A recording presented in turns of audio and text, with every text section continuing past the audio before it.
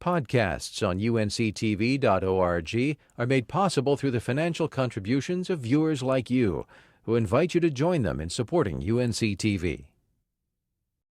Legendary gospel singer George Beverly Shea is celebrating his 102nd birthday today. He is also about to receive the 2011 Lifetime Achievement Award at the Grammys. Tonight we bring you an interview I conducted with Mr. Shea at his home in Montreat, where we discussed his signature song.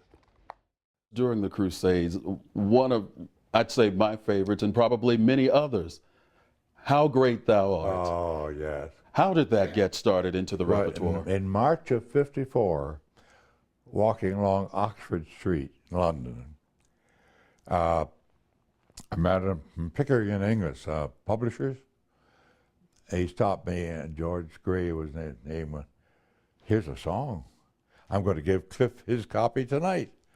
And there was his octavo size, the music, four-part harmony, the English, and the Russian. We found it was written by a Karl Boberg in Sweden in, was it 68, 67, something like that. And then a missionary in Russia, E.K. Hein, he added a fourth verse and made it so beautiful. And Cliff and I said, now, it's a wonderful song, but we're almost finished here. Let's wait till Toronto. So in Toronto with the choir, in the late afternoon, we were rehearsing. And I was sitting doing the solo. Oh Lord my God, what I an awesome wonder.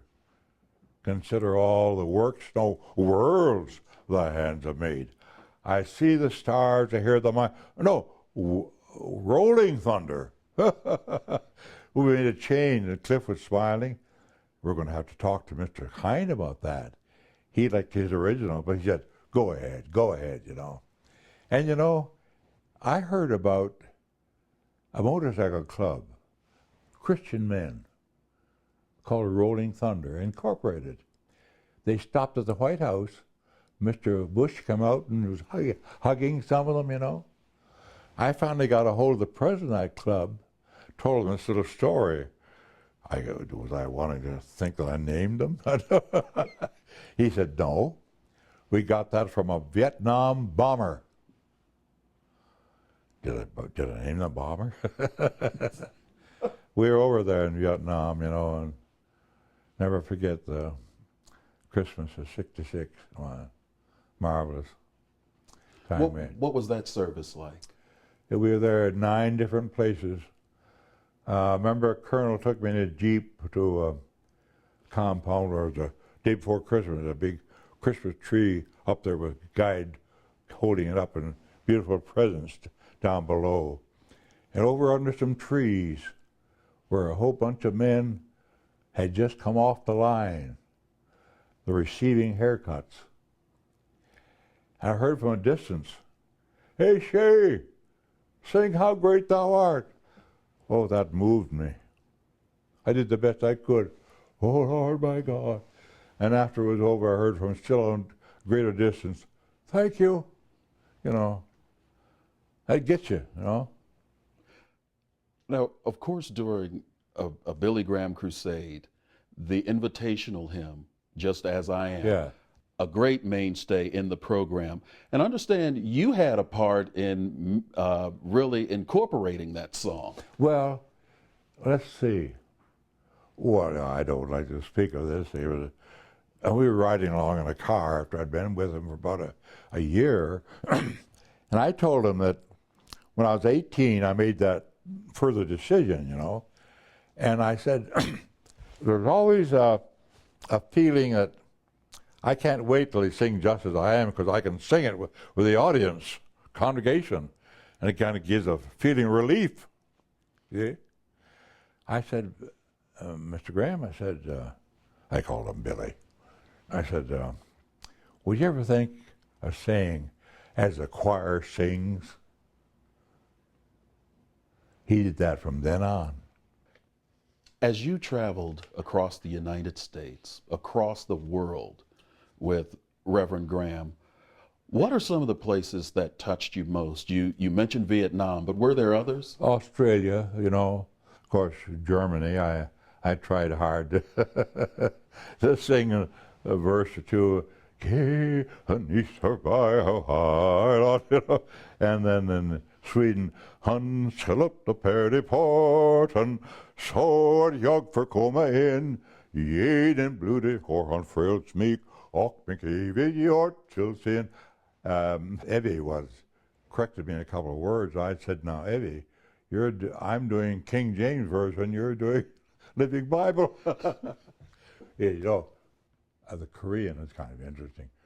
Shu hananim, shusen moden seke, consider all the world. While you were traveling across the world, of course, you were a family man. How was it that you were able to balance a household and being on the road?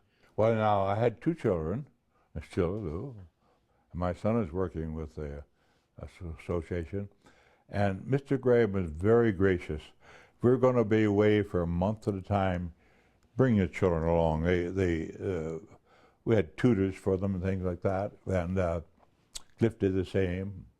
But I remember in Australia, the first trip there, we were down below Cliff. He's up. He got lonesome for his family. And one day we saw a strange sight. Coming down from the room above was a microphone cord with a great big watermelon tied into it with a little note. He said, I'm lonesome for my family. I'm thinking of you down here. Here's a watermelon for you. I want to talk a little bit about your faith, because, of course, being a Christian and being on the road, and we're all human, and people would see you at all these crusades, and you're confident, and your voice is booming, and it seems like you don't have a care in the world. But were there times that there were some things that that I didn't have the family with me every couple of weeks? Miss them because we had the phone, and so forth. But I see what you're getting at.